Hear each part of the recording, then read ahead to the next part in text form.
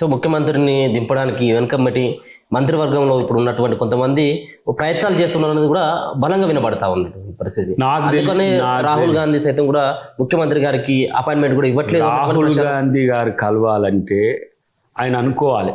Okay, ఆయన కలిసేది ఎప్పుడైనా సరే సందర్భాన్ని బట్టి, చాలా ఇంపార్టెంట్ సందర్భాన్ని బట్టి కలుస్తాడు. అది రేవంత్ రెడ్డి గారిని పదే పదే కలవాల్సిన అవసరమే ఉండదు. ఎందుకంటే వారి మీద ఆ నమ్మకం ఉంది. ఎందుకంటే వ్యక్తిగతంగా కూడా తనంటే అభిమానం, ఏది రేవంత్ రెడ్డి గారు అంటే కూడా తన పని విధానం మీద నమ్మకం. ఓకే, తర్వాత ప్రతి సందర్భం ఎక్కడో ఒక దగ్గర కలుస్తూనే ఉన్నారు వాళ్ళు. కాకపోతే మంత్రివర్గం తర్వాత ఈ ఎమ్మెల్సీలు ఇట్లా అనే విషయంలో కేటగరికల్గా కూర్చొనే పరిస్థితి 1-to-1 అనేది ఏమి ఉండదు. ఓకే, పెద్దలందరూ కూర్చున్నప్పుడే ఆ నిర్ణయాలు జరుగుతాయి. వ్యక్తిగతంగా కలవాలనేది సందర్భం డిమాండ్ కావాలి. మనం వ్యూహాలు ఎప్పుడు సపోజ్ ఆయన కుల జనగణన చేయాలని ఒక ఆలోచనతో ఉన్నాడు, పార్టీ చేసింది, దాన్ని కలిసి చెప్తుంది. ఓకే, అప్పుడు రాహుల్ గాంధీ గారు కలుస్తారు, ప్రతిపక్ష నాయకులను కలుస్తాడు. మా అధినాయకత్వంలో టాప్లో ఉంటాడు కాబట్టి ఖర్గే గారి తర్వాత వారే మాకు ముఖ్య నాయకుడు కాబట్టి వారిని కలిసి చెప్తారు. ఇప్పుడు వర్గీకరణ అంశం ఉంది, దానికి సంబంధించి మీరు ఎట్లా చేస్తారు అనే విషయం వారికి చెప్తే రేపు మళ్ళీ పార్లమెంట్లో ఇష్యూస్ వచ్చేటప్పుడు మాట్లాడాలి కదా. కానీ ఇప్పుడు రాహుల్ గాంధీ గారు రేవంత్ రెడ్డి గారు ఎప్పుడు కలిసినప్పుడు ఢిల్లీకి పోయినప్పుడల్లా కలిసి ఛాయ్ తాగాలని కొంతమంది అనుకుంటారు. రాహుల్ గాంధీ గారికి అది కలవదు. ఎందుకంటే ఆయన దేశం మొత్తం 28 రాష్ట్రాల ఇష్యూస్ ఉంటాయి. ఎప్పుడు ఢిల్లీలో ఉండి ఏదో పార్లమెంట్ అప్పుడే లోకల్లో ఉంటారు. ఇప్పుడు మొన్న వరంగల్ ఆయన సొంతంగా రావాలనుకున్నాడు, కానీ అక్కడున్న పార్లమెంట్లో ఉన్న పరిస్థితుల వల్ల మళ్ళీ దాన్ని చేసుకున్నాడు. ఆయన అనుకున్నప్పుడు ఇండిపెండెంట్గా కూడా వచ్చి పిలుచుకుంటాడు. ఓకే, ఇప్పుడు ఎవ్వరికి తెలియదు మనోడు సెంట్రల్ యూనివర్సిటీ మన సూసైడ్ చేసుకున్నాడు కదా. ఏదన్నా సెంట్రల్ యూనివర్సిటీలో ఎవరికి చెప్పకుండా వచ్చిండు, ఒక వంశచంద్రరెడ్డికి తెలుసు. ఓకే, అట్లా ఆయన అనుకున్నప్పుడు కొన్ని లిట్మస్ లెక్క అట్లా వచ్చేస్తాడు అంతే. సూసైడ్ ఇప్పుడు అక్కడ ప్రిన్సిపల్ ఆయన వీసీ మర్చిపోయినా ఆయన అట్లా ఏ యూనివర్సిటీకి పోయేటప్పుడు కూడా అట్లనే ఆయన, లేదంటే ఎక్కడన్నా పనులు ఉన్నప్పుడు పోయినా పోతుంటారు. కాబట్టి రాహుల్ గాంధీ గారిని రేవంత్ రెడ్డి గారు కలుస్తలేరు అని ఈ ప్రచారం చేసేటోళ్ళు కూడా బీజేపీ వాళ్ళు, బీఆర్ఎస్ వాళ్ళే. కొంతమంది ఎవరు అట్లా చేస్తుండ్రు ఇట్లా చేస్తుండ్రు అనేది ఏదైతే ఉందో దీన్ని మేము రాజకీయంగానే చూస్తాం తప్పితే అసలు వాటి విషయంలో పెద్దగా పట్టించుకో. బీజేపీ నాయకులు కూడా అంటా ఉన్నారు, మీరు ఇప్పుడు జరుగుతున్నటువంటి ఎన్నికలలో, ఎమ్మెల్సీ ఎన్నికలలో కనీసం అభ్యర్థులు పెట్టేటువంటి సాహసం కూడా చేయలేదు, ఆల్రెడీ ఓడిపోతామని చెప్పేసి ఫిక్స్ అయిపోయిండు. ఆ ధైర్య సాహసం చేసేటువంటి పరిస్థితిలో కాంగ్రెస్ పార్టీ ఇప్పట్లో లేదు. కాంగ్రెస్ పార్టీ గ్రాఫ్ అంతా డౌన్ అయిపోయింది అన్నట్టు ఉన్నారు. ఇప్పుడు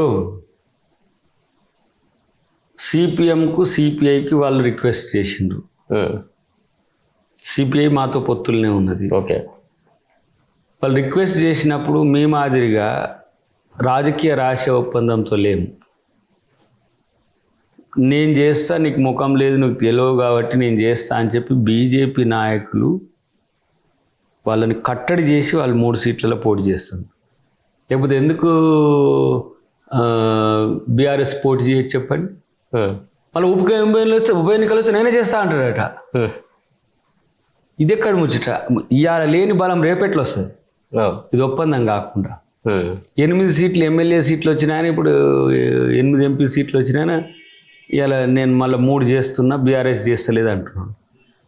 ఇప్పుడు లిక్కర్ కేసులో ఎంపీ సీట్లు పోగొట్టుకునేది, ఇప్పుడు ఈ ఫార్ములా కేసు సీట్లు వాటి వల్ల ఇప్పుడు 3 ఎమ్మెల్సీ సీట్లు పోగొట్టుకుండ్రి. రేపు మళ్ళీ ఉప ఎన్నికలకు వచ్చినాక మళ్ళీ వస్తే నువ్వు సగం నేను సగం పోటీ చేద్దామని వస్తారేమో అవగాహనతో. కాబట్టి ఎప్పటికైనా ఇప్పుడు రాసి పెట్టుకో, మన తొలి వెలికి చెప్తున్నా, బీజేపీతో బీఆర్ఎస్ జత కట్టే రోజులు, ప్రత్యక్షంగా జత కట్టే రోజులు ఇంకెంతో దూరంలో ఉండవు. ఓకే, లేదంటే ఇంకా వాలిపోయినా మీరు ఆశ్చర్యపోరక్కర్లేదు. ఎందుకంటే వాళ్ళ లీడర్షిప్ మధ్యన ఉన్న కాంట్రా మీరు ఎవరు గమనిస్తలేదు. హరీష్ రావు బ్రేకింగ్ లేస్తున్నారు, మీరు కేటీఆర్ బ్రేకింగ్ లేస్తుంది. కానీ హరీష్ రావు కేటీఆర్ మధ్యన ఉన్న పంచాయతీలు ఏందో మీకు తెలియదు. వీళ్ళిద్దరితో కేసీఆర్కి ఏముందో తెలియదు, కవిత గారితో వీళ్ళకి ఏముందో తెలియదు. కానీ ఆ పార్టీ మాత్రం చాలా బలంగా ఉన్నట్టు కొంతమంది చూపించే ప్రయత్నం. ఈయన ప్రెస్ మీట్ ఈయన కవర్ చేస్తారు, ఆయన ప్రెస్ మీట్ ఆయన కవర్ చేస్తున్నారు. మళ్ళీ మా పార్టీలో ఉండే మంత్రుల మధ్యన ముఖ్యమంత్రి గారి మధ్యన ఉన్నదని రాస్తారు, మా పార్టీలో వాళ్ళ మధ్యన ఉన్నదని రాస్తారు, బీజేపీ వాళ్ళ మధ్యన ఉన్నది కూడా రాయరు. ఇప్పుడు ఈయన చావా కత్తి తీస్తే ఆయన బాహుబలి కత్తి తీస్తుండు, ఆయన ఛత్రపతి కత్తి తీస్తున్నాడు. ఇట్లా వీళ్ళు ఇప్పుడు కిషన్ రెడ్డి ఓ దిక్కు, బండి సంజయ్ ఓ దిక్కు, ఈటల రాజేంద్ర ఓ దిక్కు, కనపడిన 4వ సినిమా మనోడు లక్ష్మణ్ ఒక దిక్కు. వీళ్ళందరూ కొట్టాలు కూడా నాకు అవకాశం వస్తుందని ఇట్లా. కాబట్టి మా దాంట్లోనేమో అపేరెంట్గా ఉంటుంది, ఏదైనా ఉంటే కొట్లాట కూడా నిజాయితీ ఉంటుంది. ఓకే, అడిగినా ఇప్పుడు ఎవరు అడిగినా దాంట్లో నిజాయితీ ఉంటుంది. కొన్నిసార్లు పార్టీకి అది నష్టం చేసింది, అదే బలం అంటారు, అదే బలహీనత అంటారు. కానీ ఇటొచ్చి నాకు తెలిసి అయితే బీజేపీ బీఆర్ఎస్ ఎట్లా విడిగా ఉండి కొడితే కాంగ్రెస్కి నష్టం జరుగుతుందా, కలిసి ఉండి కొడితే కాంగ్రెస్కి నష్టం జరుగుతుందా, ఇదే అంచనాలతో ఉన్నారు వాళ్ళు అయితే. ఓకే, కాబట్టి వాళ్ళని ప్రజలు నమ్ముతారని నేను 2029కి బీజేపీ అనేది ఒక కొలాప్స్డ్ పార్టీ అవుతుంది ఇండియాలో, నా అంచనా. ఇప్పటికే చావు తప్పి కనులో పుట్టబోయినట్టు చంద్రబాబు ఇటువీకి, నితీష్ కుమార్ అడుబీకితే బీజేపీ మొత్తం కూడా కొలాప్స్ అయ్యే పరిస్థితి వస్తుంది. కానీ ఆ పునాదుల మీద ఇప్పుడు మనోళ్ళు వీళ్ళు ఒకవేళ కాంగ్రెస్ ఫెయిల్ అయితే మేమే అని చెప్పేసి కిషన్ రెడ్డి నల్లికుట్ల కుట్రలన్నీ. ఇప్పుడు తెలంగాణ కొరకు మీరు ఏదన్నా చేయండి అని ఆయన అంటే ఏం చేయరు. ఇప్పుడు ఎమ్మెల్సీ ఎలక్షన్లలో ఎన్ని మీటింగ్లు పెట్టినాడు కిషన్ రెడ్డి, బండి సంజయ్ రాహుల్ గాంధీ కులం అడుగుతాడు, కిషన్ రెడ్డి నువ్వేం చేయరు, మరి మీరేం చేసిందా అని అంటే ఒక్కడి సపోర్ట్ చేయరు. మాదా ప్రభుత్వం అంటారు, మరి ఏం పీక నీకున్నాయా మీ మంత్రి పదవులు? ఏమైనా వచ్చి రాజకీయాలు చేసుకొని ఎమ్మెల్యేలు గెలిస్తానికి, ఇంకో ఎమ్మెల్సీ గెలిస్తే ఏమవుతుంది బాస్? మళ్ళా గిట్లా ఈ మతాన్ని విద్వేషం చేసి ఎంఐఎం టార్గెట్ చేసి ఇంకో గొంతు పెరుగుతుంది తప్పితే ప్రశ్నించే గొంతులు అవి ఏమైనా పంచాయతీల గొంతులు అవి. పంచాయతీలు పెడతానికి పనికి వస్తే బీజేపీ గొంతులు ప్రజల కొరకు ఎక్కడ పనికిరావు. మోదీ నుంచి మొదలుపెట్టి కింది దానిక ఏదైనా సరే బీజేపీ నాయకులు అంటేనే పంచాయతీల కోరు. ఓకే, ఆ పక్కంతో పంచాయతీ పెట్టుకోవడం వీడు గెలవాలని చూడడం తప్పితే ఇక్కడ తెలంగాణలో ఆంధ్రప్రదేశ్లోనూ ఇక్కడ గెలుస్తానని అనుకుంటే నేనైతే నాకు ఆ స్కోప్ కనిపిస్తుంది. ఇప్పుడు ఆల్రెడీ స్టాలిన్ మొదలు పెట్టిండు. ఓకే, ఆ నేషనల్ మీడియా వాళ్ళు వచ్చి మనల్ని అడిగే కాడికి వచ్చింది. అప్పుడు ఏంది సౌత్కు అన్యాయం చేస్తుండట అని చెప్పి ఈ డీలిమిటేషన్లో మొదలు పెట్టిండు అప్పుడే. ఓకే, ఒక్క తమిళనాడులోనే 8 సీట్లు పోతాయట. ఇప్పుడు ఈడ మనకాడ 17 ఉంటే మనకు 13 వస్తాయో 12 వస్తాయో బీజేపీ పుణ్యాన్ని. వాళ్ళకు నార్త్కి పెంచుకుంటారు. అవును, 545. తర్వాత ఈ 3 భాషల పద్ధతి ఈడ ఇది చర్చ జరగొద్దు. కిషన్ రెడ్డి యొక్క ఆతృత ఏంటంటే ఇప్పుడు ఎమ్మెల్సీ ఎలక్షన్స్ ఇప్పుడు అయిపోయినాయి కాబట్టి ఇప్పుడు ఏది రేపే ఈ త్రిభాషా విధానం రావద్దు తెర మీదకి. ఇంగ్లీష్ స్టాండర్డ్గా ఉండాలి, హిందీ నేషనల్ భాషగా ఉండాలి, తెలుగు ఉండాలి. తెలుగు ఐడెంటికల్గా ఉండొద్దు, తమిళ్ ఐడెంటికల్గా ఉండొద్దు, అంటే సింగిల్ ఒక డామినెంట్ భాషగా ఉండొద్దు వాళ్ళకు. ఓకే, ఇంగ్లీష్ తర్వాత హిందీ తర్వాత మీ రీజనల్ భాషలు ఉండాలి. కోర్స్ జాతీయ భాషగా హిందీని గుర్తించింది. కానీ ఇప్పుడు తెలంగాణలో కొంత పర్వాలేదు హిందీ, తమిళనాడులో పోయి హిందీ మాట్లాడితే వాడు మనకాయ చూసి నీకు మళ్ళీ రెస్పాండ్ కూడా కాడు. కర్ణాటకలో ఒక పార్ట్ ఉంటుంది, లేదంటే కేరళలో కూడా తక్కువే. కాబట్టి అన్ని భాషలు ఎవరిష్ట మాతృభాషకు ఉండే అంత వెసులుబాటు. నేను వేరే భాషలు నేను ఇంతసేపు ఇంత పర్టికులర్గా మాట్లాడే నేను మాట్లాడలేను, అది ఇంగ్లీష్ అయినా హిందీ అయినా. మాతృభాష అనేది తల్లి లాంటిదే, తల్లిని వదులుకోమంటాడు, సవతి తల్లినే నీ తల్లి అనుకో అంటాడు ఆయన. సో ఇప్పుడు ఇంగ్లీష్ అనేది అవసరం. కొంతమంది ఇంగ్లీష్ని కూడా వాడరు. స్పానిష్ వరల్డ్ది ఎక్కువ మంది వాడే భాష ఏంది అని అంటే స్పానిష్. అందరు ఇంగ్లీష్ అనుకుంటారు, ఇంగ్లాండ్ వాళ్ళు పాలించింది కాబట్టి ఇంగ్లీష్ అందరికి అక్కడక్కడ అంటింది. ఇప్పుడు ఇట్లా కొన్ని ఆధిపత్య ధోరణులు నీవు రావద్దు బీజేపీ వాళ్ళకు. కాబట్టి ఇట్లాంటి ఒక ఏమంటాము ఆధిపత్య ధోరణి రాజకీయాలు ఉండడం వల్లనే మాలాంటి వాళ్ళం డెఫినెట్గా కాంగ్రెస్ పార్టీకి భవిష్యత్తులో అవసరం. నేను దాని కొరకు వెయిట్ చేస్తున్నాను. ఇప్పుడు మా ఆలోచనలు అన్నీ కూడా బీజేపీ చేయబోతున్న రాజకీయ విధ్వంసాలు ఎట్లుంటాయి, ఇక్కడ బీజేపీ చేస్తున్న ఇప్పుడు మనం చర్చించుకుందాం. ఇప్పుడు ఏమైంది, రాహుల్ గాంధీ కులం అంటాడు, ఒక ఆయన ఇంత పొడుగు పెట్టిండు, ఆయన ఖాన్, ఈయన ముస్లిం, ఈయన ఇది అని నాకు పెద్ద లిస్ట్ పెట్టాడు. ఇప్పుడు పండిత్ జవహర్లాల్ నెహ్రూ అని అంటాం, మరి పండిత్ ఎందుకు వచ్చింది? వాళ్ళు నహర్ అంటే నది పక్కన జీవించే బ్రాహ్మణులను మామూలుగా సారస్వత బ్రాహ్మణులు అంటారు మనం తెలుగులో మాట్లాడుకుంటే. అక్కడ పండిట్స్ కింద వేస్తారు వాళ్ళు. పండిత్ జవహర్లాల్ నెహ్రూ ప్రిసీడింగ్స్ అన్నీ కూడా తెలుసు. మోతీలాల్ నెహ్రూ ఎవరు, ఇక వాళ్ళ ముత్తాత లక్ష్మీకాంత్ అంటే ఆయన చాందినీ చౌక్ ఆయన పోలీస్ ఆఫీసర్ ఆయన ఢిల్లీలో. అక్కడ తీసుకొచ్చుకుంటారు ఢిల్లీ అప్పుడు వాళ్ళు. రాహుల్ గాంధీ, ఫిరోజ్ ఖాన్ గాంధీ అంటాడు. ఇంక తెలివి ఉండదు, ఏది వాట్సాప్ బత్తాయిలు ఉంటారు కదా. ఫిరోజ్ గాండే, వీళ్ళు ఇప్పుడు ఈ పార్షీల్ని జొరాస్ట్రియన్స్ అంటారు. జొరాస్ట్రియన్స్ ఎక్కడి నుంచి వచ్చిండ్రు? ఇరాన్ నుంచి వస్తారు. ఇరాన్లో హిందూ ముస్లింలతో తట్టుకోలేక జొరాస్ట్రియన్స్ ఇండియాకు పారొస్తారు. వాళ్ళు ఫస్ట్ గుజరాత్లో ఎంటర్ అయ్యి, గుజరాత్ నథింగ్ బట్ మహారాష్ట్ర, ఉమ్మడి మహారాష్ట్రనే. గుజరాత్ విడిపోయినాక ముంబై రాష్ట్రం ఏమైంది, మహారాష్ట్ర గుజరాత్గా విడిపోయింది, అది 70s. అప్పుడు కొంతమంది గుజరాత్, కొంతమంది మహారాష్ట్రలో ఉంటారు. అంతా కూడా ఈ నారిమన్ పాయింట్ అనేది central point to the Arabia. ఇక్కడ నుంచి చాలా దేశాలు పోవచ్చు. ఎవరు వచ్చినా కూడా ముంబైకి వస్తారు ఎక్కువ. ముంబై ఎందుకు? విదేశీ వాణిజ్యానికి కేంద్రం అంటే అందుకు. ఈ పార్షీలు కూడా అట్లా వచ్చిండ్రు.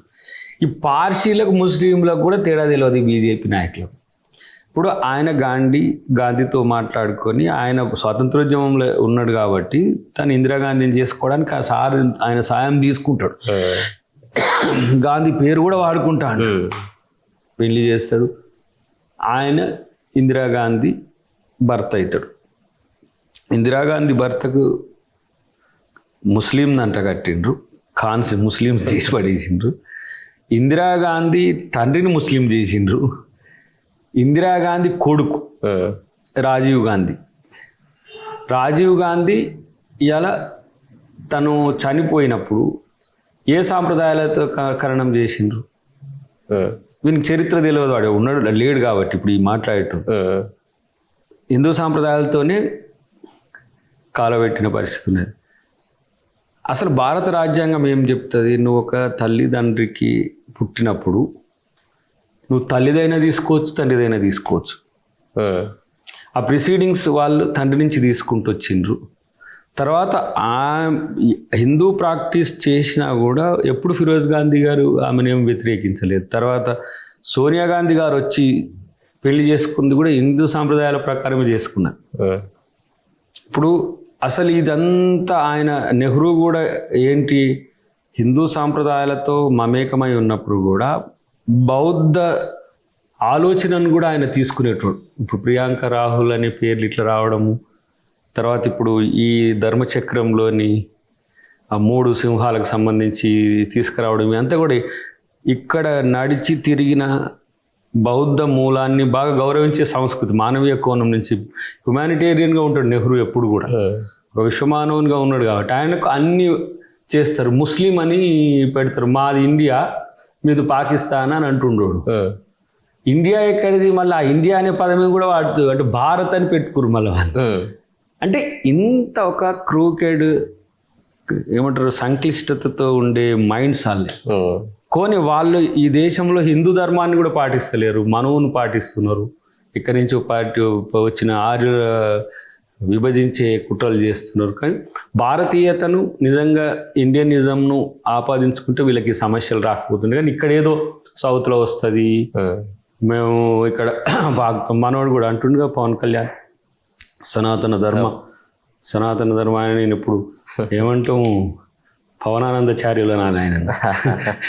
ఇప్పుడు చిన్నజీయర్ స్వామి లాంటి ఒక మహా ఆధ్యాత్మిక తత్వవేత్తని అంబేద్కర్ గారి దగ్గరికి వచ్చి ఆయన సమతా చైతన్య యాత్రను ఆనించి ఎక్కడికి మళ్ళీ రామానుజ స్వామి దగ్గరికి తీసుకుపోయిండు. అలాంటి ద్రష్టలు లేదంటే అలాంటి తాత్విక పునాదిని భవిష్యత్ తరాలకు తీసుకుపోయేటోళ్ళే అంబేద్కర్ లాంటి ఒక ఏమంటాము ఒక సామాజిక న్యాయవేత్తను గుర్తిస్తున్నాడు. మనోడు ఏమంటాడు పవన్ కళ్యాణ్, అసలు సనాతన ధర్మని ఎవరేమంటే నేను అనుకుంటే సనాతన ధర్మని ఎవ్వరేమనరు. సనాతన ధర్మ పేరు మీద హిందూ ధర్మం పేరు మీద అనాచారాలను సమర్థించకండి. హిందూ ధర్మం మహోత్కృష్టమైనది. సనాతన ధర్మం కూడా ఈ మనువు ప్రాక్టీసెస్ మాత్రమే సనాతన ధర్మకు ఆపాదించిన వల్ల సనాతన ధర్మం అనుమానాలు వచ్చినాయి. మనం ప్రాక్టీస్ సతీ మొగుడు చచ్చిపోగానే ఆడబిడ్డ చితిలకు ఆగడం ఏంది? దేవదాసి సిస్టమ్, ఊరి మీద ఒక అమ్మాయి పెళ్లి చేసుకోకుండా ఇట్లా ఉండడం ఏంది? దేవదాసి అనాచారం కదా అది. ఈ మూఢనమ్మకాలు ఉన్నాయి. అన్నిటికంటే ఎక్కువ గతంలో చరణదాసి అని ఉంటుంది. ఆ ఊర్లో పెద్ద అనుభవించిన తర్వాతనే ఈ అమ్మాయి అయినా పెళ్లి చేసుకోవాలి.